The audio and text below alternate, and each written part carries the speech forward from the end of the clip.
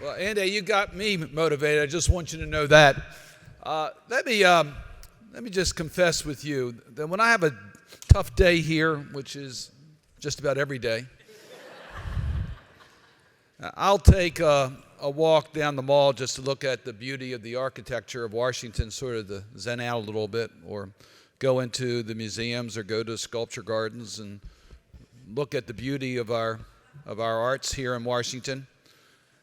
But I'm going to add Andre's poetry to what I'm going to do now to sort of get myself back where I need to be in order to take on the challenges of our times.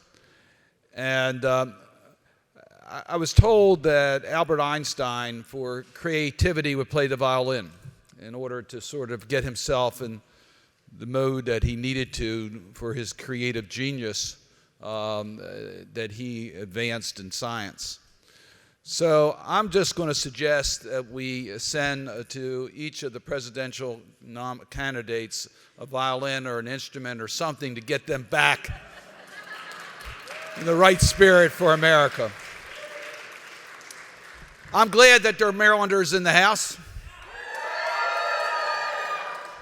We have a proud state for the arts. I want to start by thanking you. Make no mistake about it. About a decade ago, we thought that the national endowments were just about over, that our political system would not support the use of public funds for the arts and humanities. And then you came to the rescue. You organized, you visited, you lobbied, and you won. We continued that partnership. And today that partnership is strong. We're not fighting for our existence. Yes, we're fighting for adequate funding, and we're not there. Make no mistake about it. We still have a long way to go to get to the level that we should. But because of your efforts today, the partnership is strong, and it is doing just great. I could tell you in my state of Maryland, the National Endowment for the Arts, some of the great projects that they are supporting, from student art programs to the Baltimore Museum of Art to Cambodian American heritage issues and everything in between. It is America's creativity and genius. It is the beauty of America. It is who we are as a nation. It does talk about quality of life. That's what this is. The beauty of our nation, the creativity of our nation. That's what the arts are all about. This past weekend, Towson University celebrated its 150th anniversary. We celebrated with a playwright in a creative new play that was developed to celebrate Towson's 150th anniversary. What a moment. What a moment of creativity. That playwright and the people who performed that play, they were showing to us the talent of America.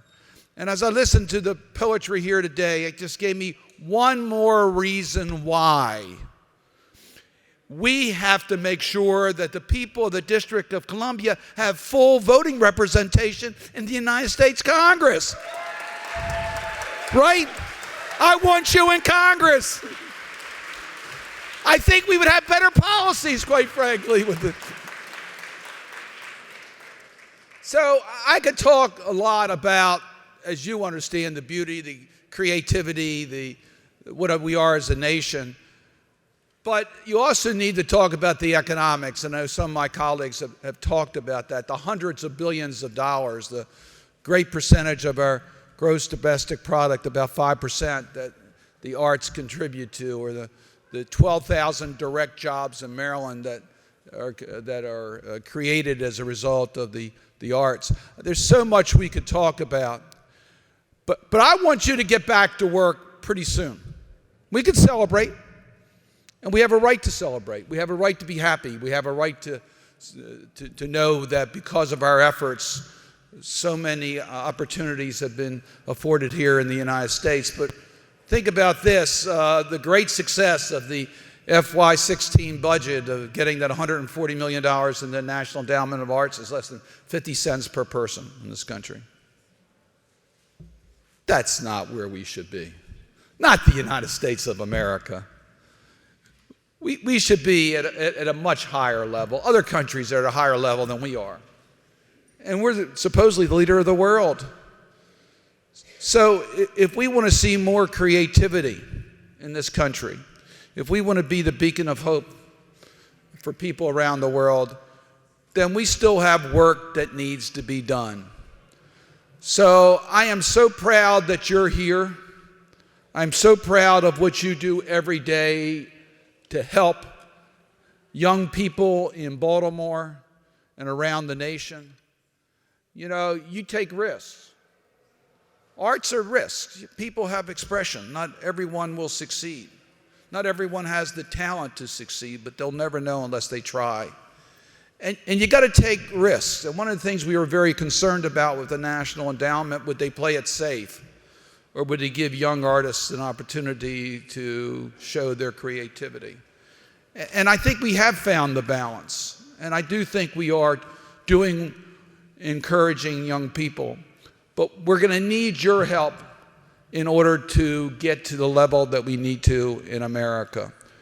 So the day we can celebrate, and after this session is over, I hope you'll go see more of my colleagues who are not coming to see you. They're the ones who have to hear this message.